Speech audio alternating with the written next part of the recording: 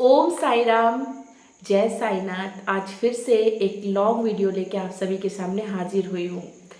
पिछले दिन मैंने जो वीडियो अपलोडिंग किया था पेज में, लॉन्ग वीडियो, उसमें आप सभी ने बहुत कमेंट किया, लाइक किया, मुझे बहुत अच्छा लगा। लेकिन एक शिकायत है आप सभी से कि आप लोग पूरा वीडियो को वॉच नहीं कर रहे हो। देखिए, आप लोगों के लिए मैं वीडियो बनाती हूँ, ले आती हूँ। अगर आप लोग देखोगे नहीं तो आप लोगों को समझ में नहीं आएगा और मेरा वीडियो बनाने का भी कोई मतलब नहीं होगा। तो मैं आप सभी से रिक्वेस्ट कर रही हूँ कि वीडियो को पूरा वॉच करें, तभी आप सभी को समझ में आएगा।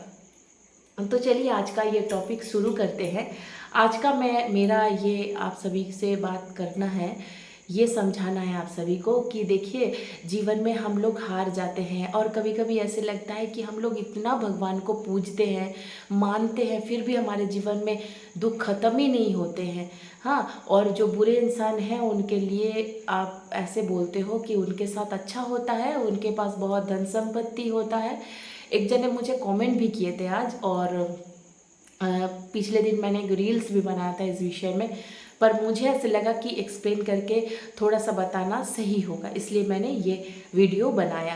देखिए, पहली बात तो ये है कि जो भी आपको ऐसे लग रहा है कि वो सुखी है, मतलब जो बुरे इंसान है सुखी है, आप दुखी हो, एक बात आपको क्लियर करना चाहती हूँ कि आप उसके मतलब हर वक्त चौबीसों घंटा उसके साथ नहीं हो। वो उसके रात के नींद वो ठीक से ले रहा है कि नहीं, वो ठीक से खाना खाता है कि नहीं, उसके जीवन में सुकून है कि नहीं, ये बहुत ज़रूरी बात है।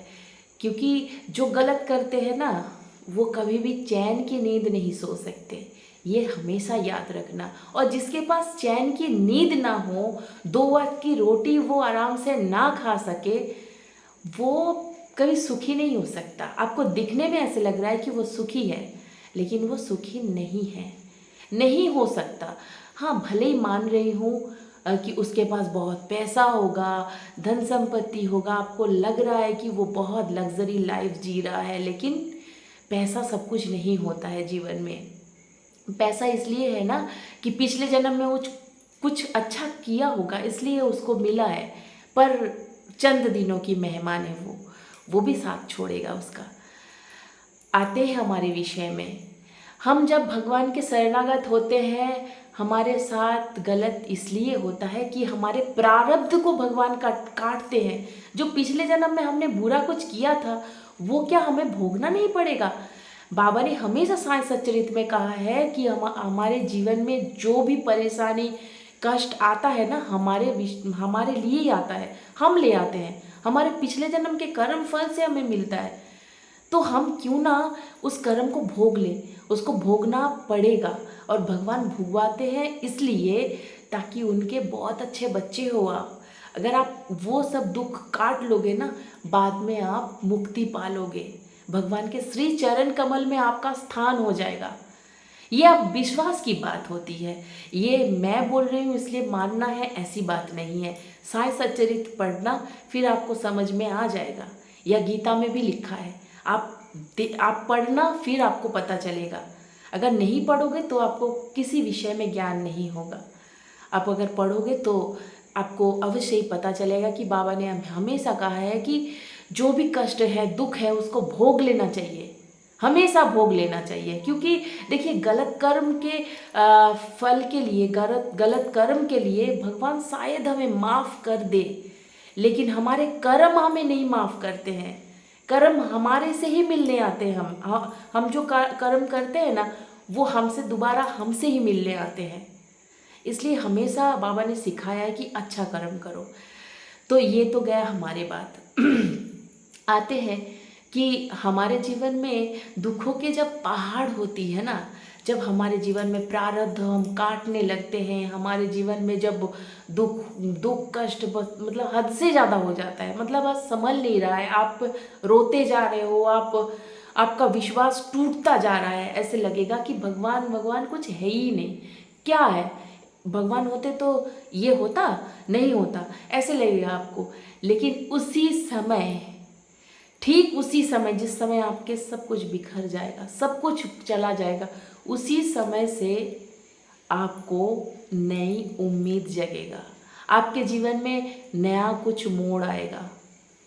देखिए, मैं कोई ज्ञानी नहीं हूँ या मुझे बहुत ज़्यादा कुछ, मैं ग्रंथ भी पढ़ी नहीं हूँ या मुझे बहुत कुछ तजुर्बा भी नहीं है, लेकिन मैं अपने ज़िंदगी के तजुर्बे से बोल रही हूँ। मैं अपने ज़िंदगी से बोल रही हूँ आपको कि भगवान ऐसे ही हमें दया करने आते हैं। हम एक आम इंसान होके रहते हैं। हमारे हर एक चीज़ जो होती है बहुत ही ज़्यादा ऐसे होता है कि हम बहुत मोह माया के चक्रव्यूह में फंसते हैं। इंसान मतलब हर एक चीज़ों में बहुत ज़्यादा दिमाग लगाते हैं, चिंता करते हैं, ठीक है। जब हमारे सामने ईश्वर आ जाता है, हम जब ईश्वर के शरणागत हो जाते हैं, अपने आप को सरेंडर कर देते हैं या ईश्वरी कृपा हमारे जीवन में शुरू होती है ना, तब हम ना ही अपने बारे में चिंता करते होते हैं, क्योंकि हम हार और जीत से तब परे हो जाते हैं। तब ऐसे सोचते हैं कि हमारे हार में भी हमारी जीत है और हमारी जीत में भी हमारी जीत है, ठीक है। जो भी ईश्वर करे उनकी बात है, हम तो एक नंबर सरेंडर हो जाएंगे। दूसरी नंबर क्या है कि हमारे पूरे पृथ्वी हमारे सामने एक नाटक मतलब लगेगा कि सभी नाटक करने आए हैं। आपको सिर्फ और सिर्फ भगवान के ऊपर नज़र रहेगा, उनके ध्यान करूं, उनके उपासना करूं, उनके नाम स्मरण करूं, उनके कीर्तन गाऊं हमेशा। तब आपके पहले जैसे होता था ना कि इसके घर जाना है, इसके साथ पार्टी करना है, उसके साथ वो बातें करना था, किसी के साथ बातें करना अच्छा ही नहीं लगेगा। तब ऐसे लगेगा किसी ईश्वर के नाम ले। जितने देर मैं दूसरे से बात करूंगी उसी समय मैं ईश्वर का नाम लूंगी। किसी का आलोचना करने से आपको डर लगेगा। कोई भी गलत काम करने से आपका रूह जो है वो कांपेगा। तब जानना आपके साथ ईश्वर है। जो लोग गलत काम करके बैठे रहते हैं ना, कुछ भी उनको मतलब दिखता नहीं है, बहुत आराम से बैठते हैं, उनके हृदय में ईश्वर नहीं है। ये सोच लेना, उनके साथ कभी भी ईश्वर नहीं है, क्योंकि उनके पास विवेक ही नहीं है। आप सभी को एक उदाहरण के माध्यम से समझाती हूँ कि भगवान राम एक इंसानी चोला लेके इस धरती में आए थे, उनको संघर्ष करना पड़ा, और आज देखिए वो मंदिर में पूजे जाते हैं। वहीं रावण पूरे ज़िंदगी बहुत ऐशो आराम से बिताए हैं, अहंकार के साथ बिताए हैं, बहुत अहंकार करते थे, लेकिन आज उनको जलाया जाता है पुतला बना के, और हम बहुत ही आनंद लेते हैं उस आग को देख के। इसलिए आप अपने आप को चंद्र जैसे बनाएं कि आपके कर्म इतने सुंदर हो, इतने अच्छे हो, इतने पवित्र हो, आपके जाने के बाद भी ये संसार, ये समाज आपके काम से रोए कि हाँ उसने बहुत अच्छा काम किया था।